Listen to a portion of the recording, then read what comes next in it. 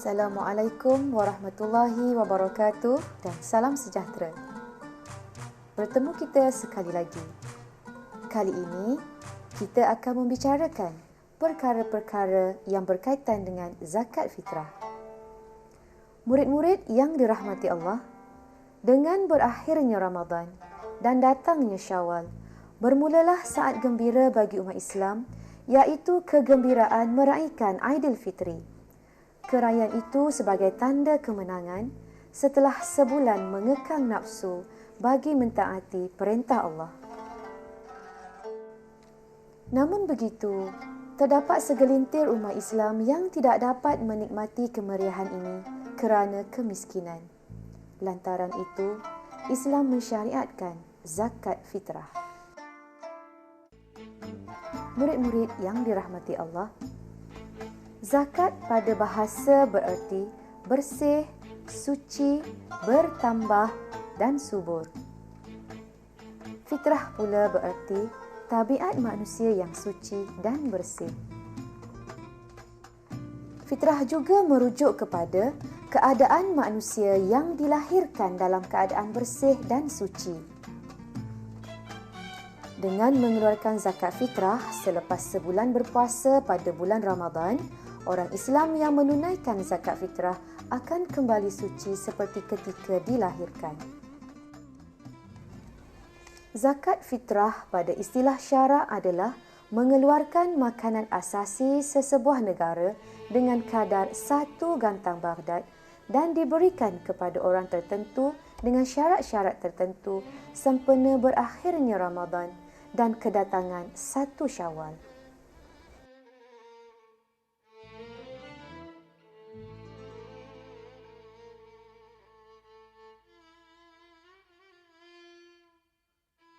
Murid-murid, apakah hukum mengeluarkan zakat fitrah?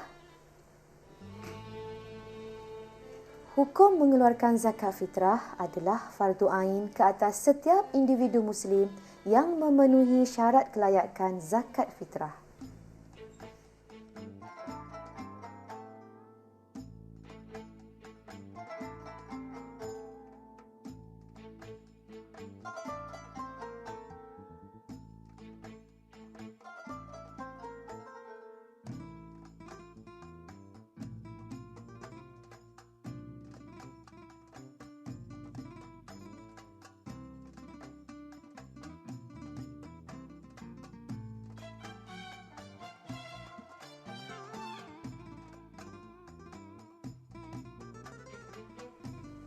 Murid-murid, bagaimana pula dengan syarat-syarat wajib mengeluarkan zakat? Syarat-syarat wajib mengeluarkan zakat fitrah adalah: pertama, Islam. Zakat fitrah tidak wajib ke atas orang bukan Islam. Kedua, mempunyai harta yang melebihi keperluan makan dan minum untuk diri dan tanggungan pada malam dan siang hari raya. Ketiga, hidup pada akhir Ramadan dan awal Syawal. Bayi yang dilahirkan setelah terbenam matahari pada akhir Ramadan tidak diwajibkan zakat fitrah. Manakala bayi yang dilahirkan sebelum terbenam matahari akhir Ramadan dan meninggal dunia setelah terbenam matahari diwajibkan zakat fitrah. Tentu murid-murid ingin tahu tentang kadar zakat fitrah yang ditetapkan oleh syarak kepada setiap Muslim. Kadar zakat fitrah adalah 1 gantang Baghdad bersamaan 3 cupak atau bersamaan dengan 2.7 kilogram. Bahan yang ditetapkan untuk zakat fitrah adalah makanan asasi sesebuah negara.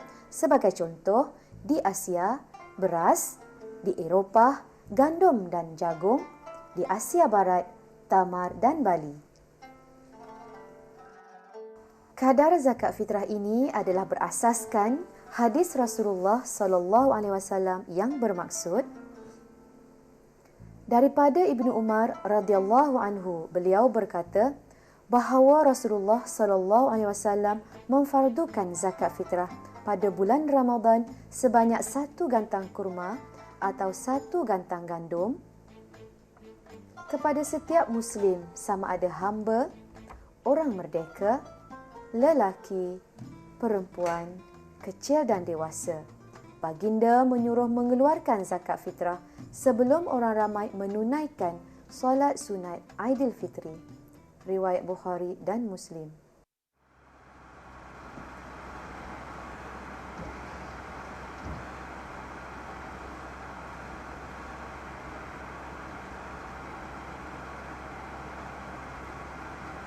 Tunaikan zakat fitrah. Kak Amani, apa itu zakat? Zakat? Faris ingat tak rukun Islam? Kejap ya. Ingat. Baiklah, kalau betul ingat, cuba sebutkan satu persatu. Pertama, mengucap 2 kalimah syahadah. Kedua, mendirikan solat 5 waktu sehari semalam. Ketiga, berpuasa di bulan Ramadan. Keempat, menunaikan zakat. Iyalah, zakat termasuk dalam rukun Islam. Tapi, apa maksud zakat? Asal makna zakat pada bahasa ialah bersih, suci, bertambah dan subur. Pada syarak pula, zakat maksudnya mengeluarkan sebahagian harta tertentu untuk diberikan kepada golongan tertentu yang berhak menerimanya setelah memenuhi syarat-syarat yang ditetapkan oleh syarak. Apa hukum mengeluarkan zakat, Kak Amani? Tentulah wajib. Bukankah zakat tersebut sebagai salah satu rukun Islam? Maknanya, zakat sebagai salah satu asas kepada orang Islam. Betul ke begitu? Alamak, selama ini Faris tidak pernah mengeluarkan zakat pun. Bagaimana ni? Berdosa ke Faris, Kak Amani? Faris, jangan risau. Hukum zakat ni hanya fardu ain kepada mereka yang sudah cukup syarat sahaja. Serupa juga dengan rukun Islam kelima. Ingat tak rukun Islam kelima? Ya, rukun yang kelima ialah menunaikan haji bagi yang berkemampuan. Pandai. Jadi, zakat pun hanya fardu kepada mereka yang sudah berkemampuan atau cukup syarat. Seperti kita ni Faris, masih lagi di bawah tanggungjawab ibu bapa kita. Maka mereka lah yang mengeluarkan zakat fitrah untuk diri kita. Zakat fitrah? Iya, zakat fitrah ialah zakat yang wajib ke atas setiap individu Muslim dan Muslimin sempena berakhirnya Ramadan dan kedatangan 1 Syawal dengan syarat-syarat tertentu. Oh, begitu. Lega Faris mendengarnya. Abah, dah bayar zakat fitrah Faris? Belum lah. Nanti sampai di kampung, Abah bayarlah. Janji. Janji. Jangan lupa tau. Yelah.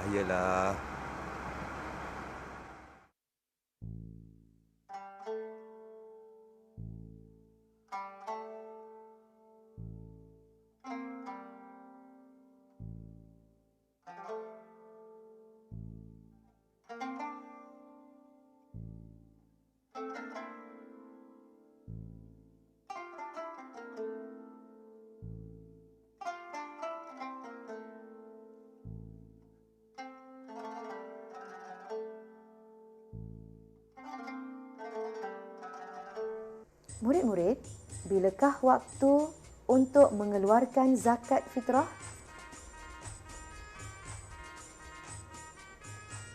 Waktu mengeluarkan zakat fitrah bermula dari awal Ramadan sehingga imam berdiri untuk menunaikan solat hari raya. Baiklah, bagi memudahkan murid-murid memahami waktu mengeluarkan zakat fitrah, sila lihat gambar rajah berikut.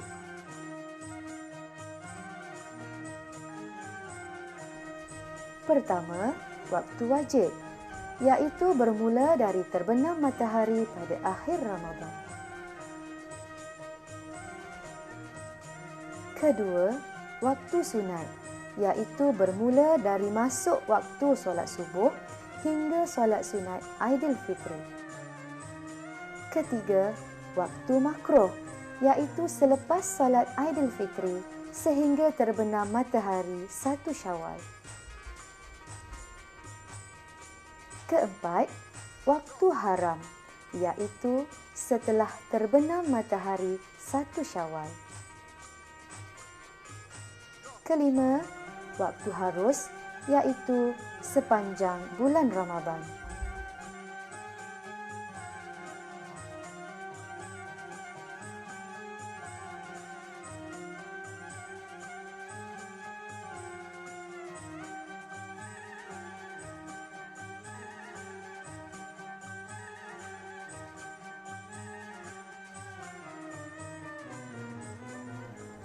Murid-murid yang dirahmati Allah, siapakah golongan yang berhak menerima zakat fitrah?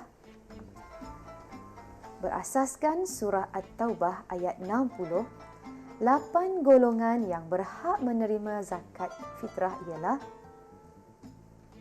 fakir, miskin, amil, muallaf, fi riqab ataupun hamba, al-gharimin iaitu orang yang berhutang, ibnu sabil iaitu musafir dan fi sabilillah iaitu pejuang di jalan Allah. Murid-murid sekalian, zakat fitrah disyariatkan dengan tujuan untuk membersihkan diri manusia daripada sifat bakhil, sombong, tamak, benci, iri hati dan syakwa sangka terhadap orang lain. Zakat fitrah dapat melatih diri kita dengan sifat penyayang, redha, ikhlas dan sentiasa bersyukur. Zakat fitrah juga dapat mengeratkan ukhuwah Islamiah dan menggembirakan golongan miskin semasa sambutan Hari Raya. Murid-murid, jika seseorang itu enggan mengeluarkan zakat fitrah, maka ibadat puasanya tidak sempurna. Diri individu tersebut akan terus dibelenggu dengan sifat bakhil dan sombong. Selain itu, hati juga akan menjadi keras dan tidak berperi kemanusiaan. Orang yang cukup syarat-syarat wajib zakat tetapi tidak mahu mengeluarkan zakat tidak dapat mencapai ketenangan hidup walaupun berharta. Seterusnya akan mendapat kemurkaan Allah.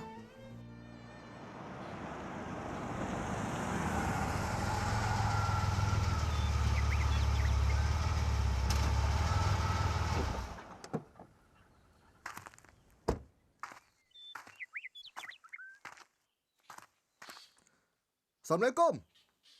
Assalamualaikum. Waalaikumsalam. Ya? Nak cari siapa? Dik. Abang nak jumpa Amel lah. Amel ada rumah tak? Tak ada orang nama Amil kat sini lah, bang. Lah, bukan orang nama Amel. Abang nak jumpa Amel. Amel? Faris. Amil tu Tok Ki lah. Amil tu gelaran bagi orang yang memungut zakat.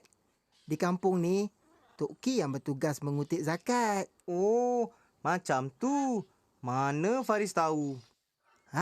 Osman, kenapa kamu ni? Kelang kabut je nampaknya. Inilah Tok. Saya nak bayar zakat ni. Kamu ni Osman, esok nak raya, baru petang ni baru kamu nak bayar zakat fitrah. Tak elok sebenarnya. Lah, kenapa pula Tok? Antara tujuan wang zakat sebenarnya untuk diagih-agihkan kepada fakir miskin supaya mereka dapat merasai keseronokan menyambut hari raya. Kalau lambat kamu bayar zakat, lambatlah mereka terima bantuan zakat tu. Kalau tak ada duit, tak dapatlah mereka beli baju raya, ya Tok Ki? Pandai pun Faris. Lagipun Osman, kalau awal mereka dapat bantuan zakat, mungkin mereka boleh gunakan wang tersebut sebagai modal berniaga di bulan puasa ni. Kamu bukan tak tahu, peluang berniaga di bulan puasa ni kan banyak. Ya tak ya juga kan Tok? Tak terfikir saya. InsyaAllah, tahun hadapan saya akan cepatkan membayar zakat ni Tok. Sudahlah, mari kita masuk ke dalam. Nanti makin lambat pula urusan zakat kita ni. Ha, ya tu. Ya tu. Eloklah tu. Silakan. Elok juga tu. Demikianlah tadi antara perkara-perkara asas yang perlu kita tahu tentang zakat fitrah. Semoga dengan bertambah ilmu, maka bertambah berkesanlah amal ibadat yang kita laksanakan. Marilah kita sama-sama menyucikan diri, menghiasi peribadi bagi membuktikan kita Muslim, mukmin yang sejati. Sekian, wabillahi taufik wal hidayah. Wassalamualaikum warahmatullahi wabarakatuh.